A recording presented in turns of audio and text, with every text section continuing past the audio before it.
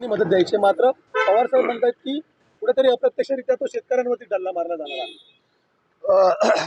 मला वाटतं पवार साहेबांनी साखर कारखानदारीचा जो काही अभ्यास आहे तो खोडून प्यालेला आहे. मुळामध्ये शेतकऱ्यांच्या कपाती आता पर टनाला जवळजवळ 27-27.5 रुपये होते. पवार साहेबांच्या काळापासूनच होत आहे.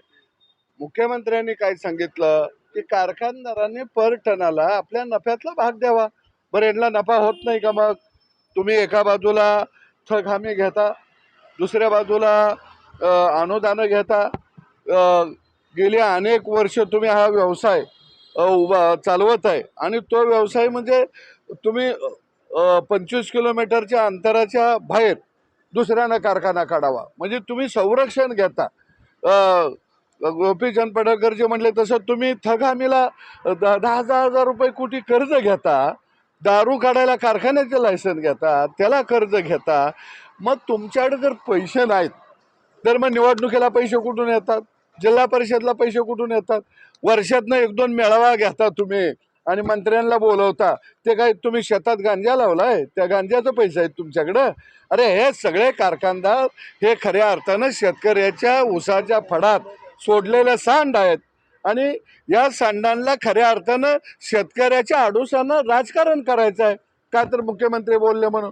मी तर अशी मागणी केलेली आहे मुख्यमंत्र्याकडं, 2 साखर कारखान्याच्या मधलं अंतर काढून टाका 25 किलोमीटरचं आणि मागल त्याला कारखाना काढण्याचं लायसन द्या. ही मागणी आज आम्ही या ठिकाणी केलेली आहे. आणि 10 रुपये 15 रुपये कारखानदारांनी दिले हो, कारखाना दारिद्र्य रेषेच्या यादीत जाणार आहे? अजिबात नाही. हे सगळे गब्बरशिंग आहेत.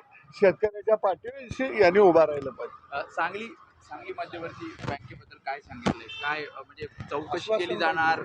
नाही, आता आम्ही दोघंही, आमदार गोपीचंद पडळकर असतील, आमदार सुधीर दादा गाडगे असतील, आम्ही मुख्यमंत्र्यांना भेटलो आणि आम्ही सांगितलं की यांना 559 जागा भरण्याचा, नोकर भरती करण्याचा जो आदेश सहाय्यक निबंधक यांनी दिलेला आहे तो आदेश रद्द करावा आणि शासनाच्या ज्या एजन्सी आहेत, आता जे पडळकर साहेब म्हणले IBP आणि टाटा इन्स्टिट्यूट, तर यांच्या माध्यमातून नोकर भरती करावी.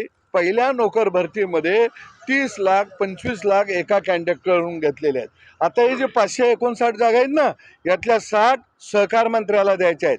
राहिलेल्या 50-60 चेअरमन घेणार आहे. नंतर त्यांचा आका बँकेचा तो 50-60 घेणार आहे.